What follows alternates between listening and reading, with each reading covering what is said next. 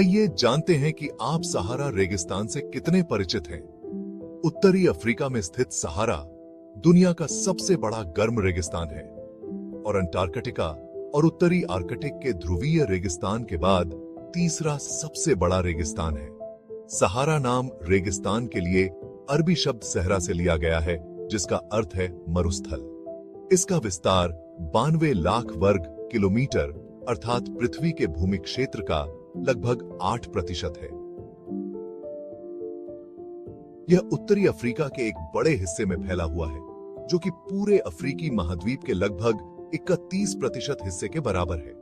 सहारा रेगिस्तान के भीतर आने वाले देश हैं मोरक्को, माली, मौरिटानिया, मिस्र, लीबिया, अल्जीरिया, चाड, नाइजर गणराज्य, सूडान के कुछ हिस्से, नाइजीरिया का एक छोटा हिस्सा और बुर्किना फासो का एक छोटा हिस्सा।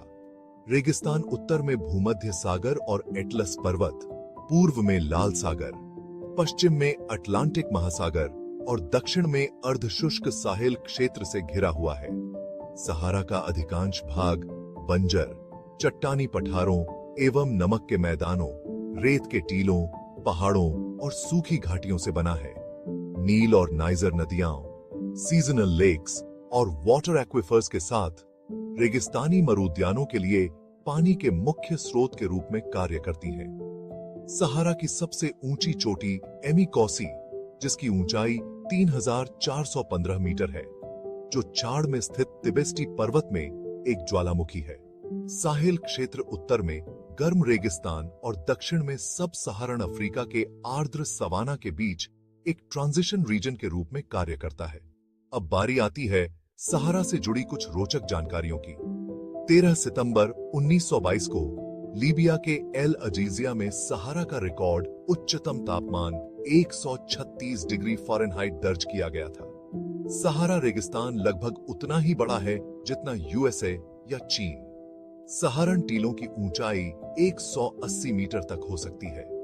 हालांकि रेगिस्तान के टीलों, जिन्हें एर्ग्स के नाम से भी जाना जाता है, हर साल कई गज तक खिसक जाते हैं और यहाँ परिदृश्य लगातार बदलते रहते हैं।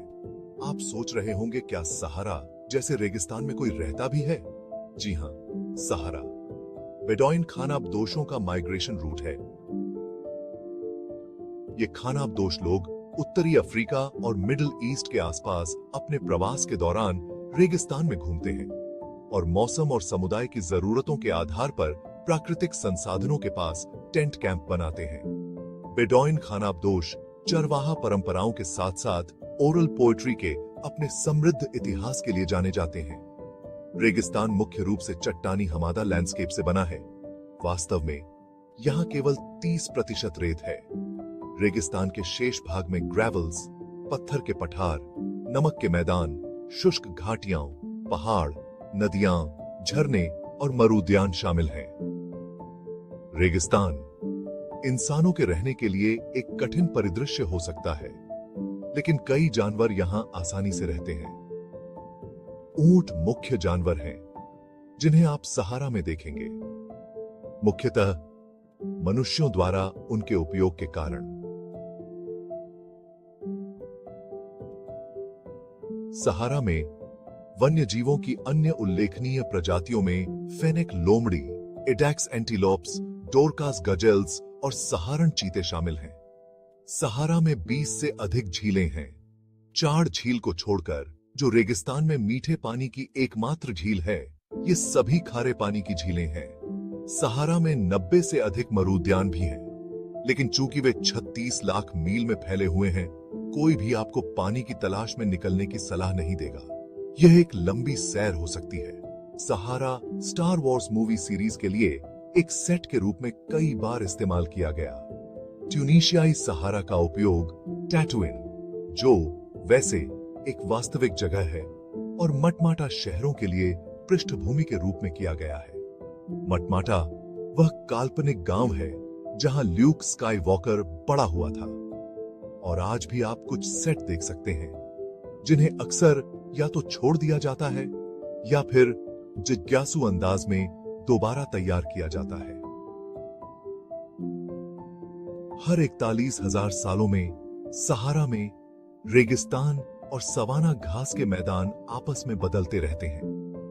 यह पृथ्वी की धुरी में डगमगाहट के कारण होता है, क्योंकि पृथ्वी सूर्य के चारों ओर घूमती है, जो उत्तरी अफ्रीकी मानसून के स्थान को बदल देती है, और इसलिए सहारा के परिदृश्य में भारी बदलाव आता है। ऐसी ही रोचक जानकारियों के लिए सब्सक्राइब करें इन्फिनिटी सिंह को। धन्यवाद।